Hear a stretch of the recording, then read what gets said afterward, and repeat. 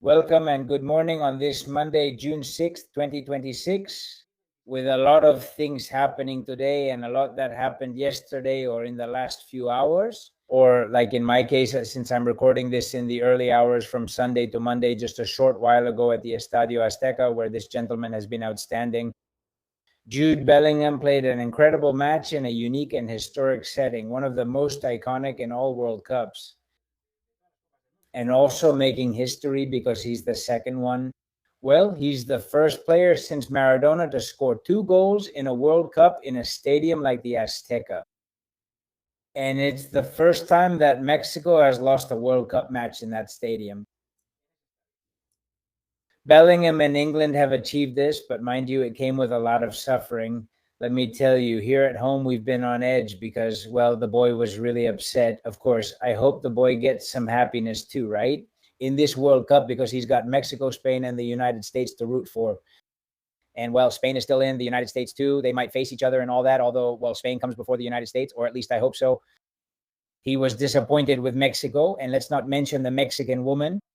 Uh, it was thrilling and spectacular. For me, it's been the World Cup's best match so far, and it's a game we'll always remember. It's a shame also because I think Mexico at least deserved a draw. It's true. It's true that there was a penalty that for me wasn't one. The one Harry Kane won, for me, wasn't a penalty. The one on Gordon, which Harry Kane later converts, that one was. There, Tala, the Mexican goalkeeper, arrives late and brings down the player who gets to the ball first. It's one of those textbook penalties sought out by the forward, but still a penalty. Some people are asking if Harry Kane was offside. When Pickford takes the goal kick, well, as Manolo Lama would say, no, because from a goal kick, just like from a throw-in, there is no offside. But yes, the one they gave to Mexico was a bit questionable. Now, I also have to mention something. I was telling my son about it, and he said, "No, Dad, it's a penalty." I don't think so. But anyway, look at England in their World Cup in 66. I'm not going to say it was given to them, but with that ghost goal, they were helped, not to mention in the 1996 Euros, where they robbed Spain in the quarterfinals in a shameful way. The English have already gotten plenty as hosts. Wouldn't it have been fair for the Mexicans to get something too? Still, it wasn't possible. And for me, the sending off is a sending off for Kwanzaa because I think he raises his foot too high. But what happens is that, of course, we're seeing tackles like that in this World Cup, and then on top of that, to Balogun. Everything is explained in the previous video, which I believe covers the biggest scandal of this World Cup and recent World Cups, and a very serious precedent, which is what FIFA did, taking away Balogun's red card for that match against Belgium this Monday. Also, which is just an outrageous abuse of power, really outrageous. Of course, that's what we've just seen. Then you see that the host team also gets awarded a penalty and all that. So seriously, even though Infantino was booed at the Azteca, um, that's it. England moves on to the quarterfinals against Norway, against Haaland's Norway. They knocked them out, left them behind, and started another crisis. About the crisis, Brazil, Ancelotti's Brazil with Vinicius and company, and also Neymar. We'll talk about that now, but first, well, Jude was fantastic, the best we've seen from him in the last 2 years. Maybe, well, yes, maybe because he's also closer to the goal. But not just because of the 2 goals he scored, both in a row, but also for the defensive work he did when his team needed it. And they were down to 10 men, and also because he made one of those plays that never count as goals, but for me, they're like goals, which is stopping a goal scoring chance. I mean, it was going to be a goal for Mexico, right? The one at the end of the first half, when he clears it, is the one, I mean, Raul Jimenez, almost directly in front of goal. Well, fantastic Jude, who has also triumphed in such a legendary stadium where the last one to score 2 goals, I insist, was Maradona. But look, I found it really funny. Well, thanks, poor guy. Because Henderson, this isn't funny, it's just an anecdote, and it's strange. Henderson is very strange. On the sideline, he receives a yellow card and gets injured without even playing. It was incredible because the English footballer was taken off on a stretcher. And after celebrating with the fans, pay attention to what happens. First, Burn jumps. I think it was him, his teammate, and then look.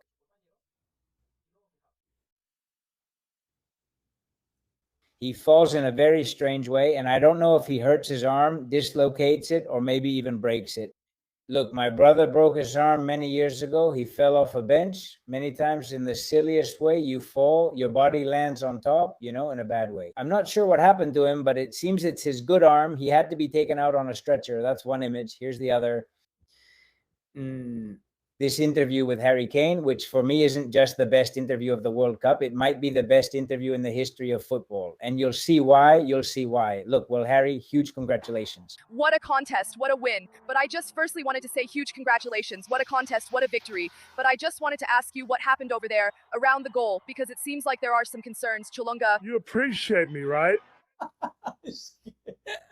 And I'm going to make it small just in case there's any problem, which I don't think there is. It just fell over there. It just fell there. I think it's fine, just fine. Something to do with his arm.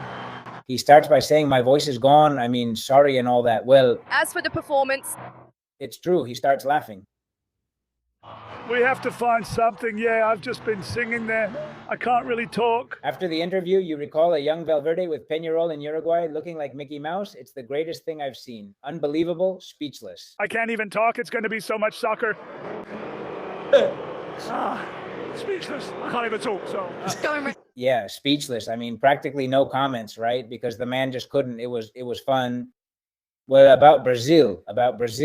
Oh my, the crisis these people are in, of course. Now they want to kill Vinicius. They want to kill Hendrik. Vinicius, why? For not taking the penalty. Because Bruno Guimaraes came, then Ancelotti's son and David clarified that it had already been decided beforehand that Bruno Guimaraes had to take it. They'll claim Vinicius didn't want to take it, but he did. Today, Bruno Guimaraes reminded Vinicius that he's the one who takes them. That's how it was, but they'll still blame Vinicius. Could there be a point there that maybe Vinicius should be more of a leader and insist on taking it and shooting? Hey, damn it, if he had done that and missed, what would we be talking about? And at the time, we all agreed, and I was one of the first to say it, that Vinicius is not a penalty specialist, but what would we be talking about now? If he had taken it, they'd blame him, even if he scored. Either way, Vinicius would be criticized, right? You can hardly criticize Vinicius in this World Cup. Besides, he's the one who gives the pass to Hendrik, putting him in front of the goalkeeper, and Hendrik misses, but he misses because of the second touch. The first touch is good, the second touch to set it up is bad, and then the goalkeeper, the Norwegian goalkeeper, makes himself bigger, and that play you probably remember ends up going just wide of the right post. And then, Norway, it's not like you can say they absolutely deserve to win, right? It's just that Norway has Haaland, who basically touched the ball twice, and both went in. A fantastic header and a left-footed shot from outside the box. From the edge of the box, which, by the way, didn't have the kind of opposition you'd expect from an experienced defense like Brazil's. Anyway, yes, the one who has him, Haaland, he's got this guy cooked. He really does. What's his name? To Gabriel Magallanes, I think that's the one he told, I'm humble, back in the Premier League. And he beats him in the aerial duel. And then in that shot, I don't know who was in front. I don't know who was supposed to block, but you say, hey, a defense with Marquinhos and Gabriel Magallanes should already be good, but they don't have fullbacks. Brazil doesn't have fullbacks. Is that possible? Besides, Brazil is missing Rodrigo. They were missing Rafinha, who was injured, and Rafinha is really important for this team. Joao Pedro, but Ancelotti chose to play Neymar. Now let's discuss Neymar. And who else? What's his name? Estebao couldn't play in the World Cup either. Yeah, but in the end, there are a lot of forwards. It's true they're missing players. The foundation of Brazil's always successful soccer has been the forwards and the fullbacks, that offensive play, and Brazil doesn't have that anymore. A land of fullbacks, some of the best fullbacks we've seen, like Roberto Carlos, and then Maicon, who was also amazing, and Marcelo, and now they don't have any of those. And it's true that one of them got injured before the World Cup and all, but it's a shame. There wasn't much Ancelotti could do, but now they're probably blaming Ancelotti. But of course, there was a very political decision, which was to include Neymar, to put Neymar on this list. And Neymar wasn't ready for this. Also, Neymar was part of an extremely absurd moment with Milan and the Norwegian goalkeeper, who was nearly man of the match. They gave the award to Haaland for his 2 goals, but the goalkeeper was outstanding. By the way, Brazil, in its history, still hasn't managed to win a match against Norway. That's incredible. And at the end of the match, the second to last play before Neymar's penalty goal, he was dancing between Odegaard and the other guy right there on the wing. And you think, my goodness, how the world has changed for some Norwegians to be dancing around some Brazilians. It's unbelievable. Anyway, Norway earned its place on merit. And as I said, Neymar in that play, which is a penalty for hitting Casemiro in the face, Neymar gets into it with the goalkeeper. His ego takes over and he starts arguing, which I just don't understand. Just grab the ball and go to the penalty spot. Come on, who do you think you are? The team is what matters, not just you. Well, it's kind of an image that symbolizes the collective decline of Brazilian football, unfortunately. I have Brazilian friends and all, and I feel really sorry for them because they experience football in a special way, but they really need to take a look at themselves. They really need to take a look at themselves. And then about Haaland, well, like I said, it's spectacular. His father said before the match that who wouldn't want to go to Real Madrid, and that, well, football changes a lot, so we'll see. Haaland said after the match that he doesn't have time to watch La Liga because he needs to focus on the Premier League. So it's a mix of good and bad news. But anyway, earlier I liked a tweet that said, when many years go by, we'll always remember that footballer we would have liked to see in white, Haaland. Since it sounds like it'll be tough, right? It seems like it's going to be very difficult. Some people say, no, maybe it's an ace up Florentino's sleeve or something. Well, guys, I don't think so. I don't think so, honestly. But maybe he's like those footballers like we thought about Totti. Some we've always hoped could wear white someday. But anyway, at Madrid, we've had real beasts, like the greatest beast of all, Cristiano, right? And luckily, we've had Cristiano at Real Madrid. Unfortunately, for those wanting him to live in Spain, we'll be up against him again.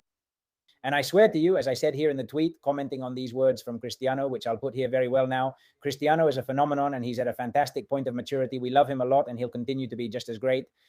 Whether he continues tomorrow or not, today he's here for you. I adore him, but when it comes to my country and national team, I have no doubts. I can't understand how any Spaniard could support Portugal. I respect it, but I just can't understand it. But anyway, you know how I think. I don't need to explain myself. For me, there is absolutely no doubt, not a single doubt about who I want to win today, no matter how much I like Cristiano. And look, the only match I've gone to in this World Cup, and maybe the only one I'll go to in 20 years, was Portugal versus Uzbekistan the other day. I posted videos and everything and told you about it.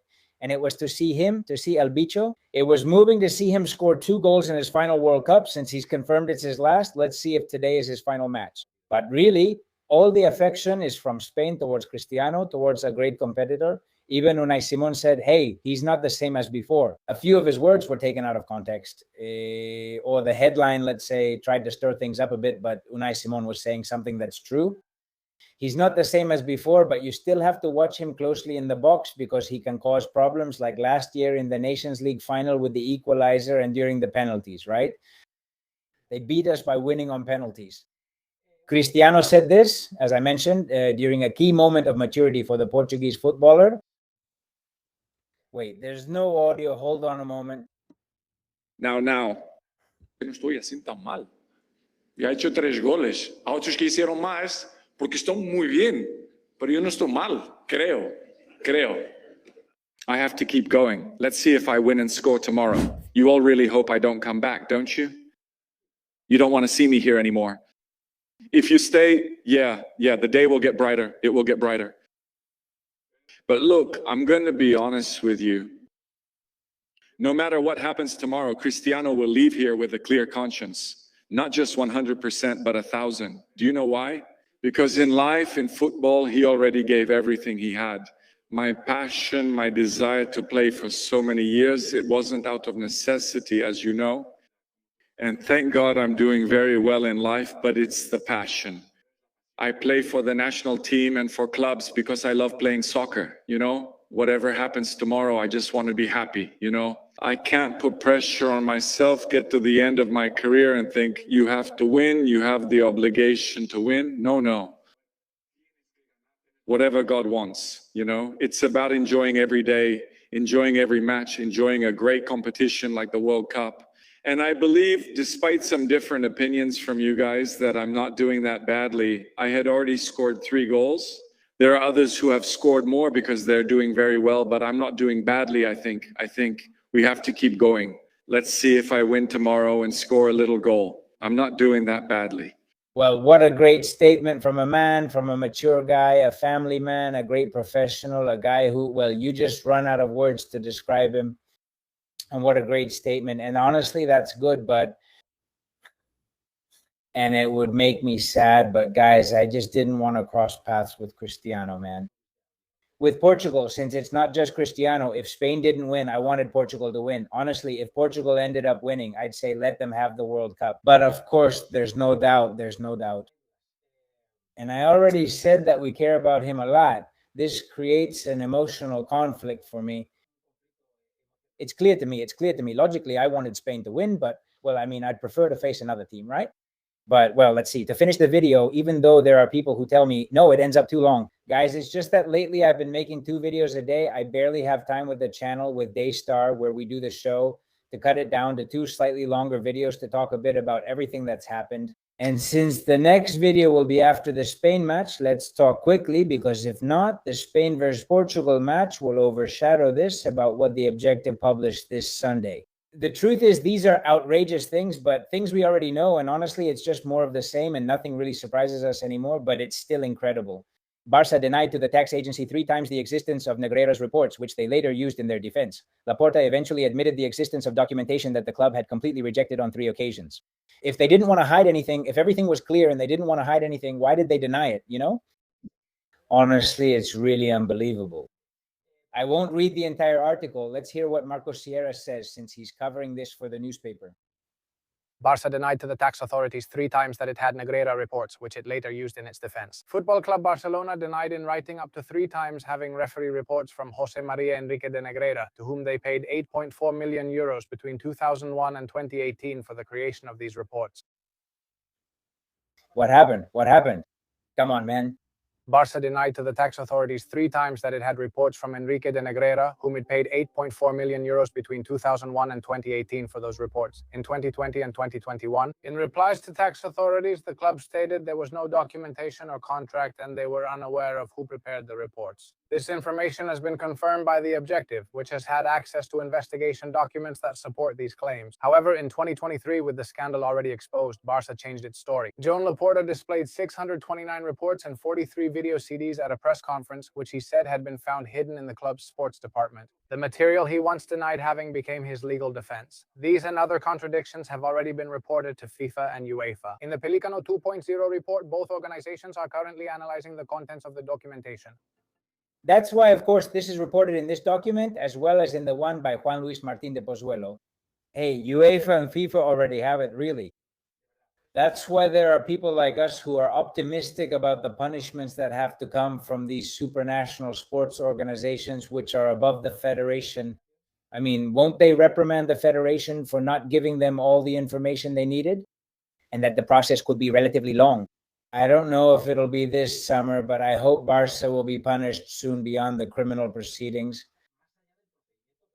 We insist this is a separate issue, but this is unbelievable. Even this, from the point of view of the criminal proceedings, of course, I mean, what you can't do is deny it and then later admit it and then go to a press conference where the very reports you had denied become the basis of your defense. It's unbelievable. It's incredible.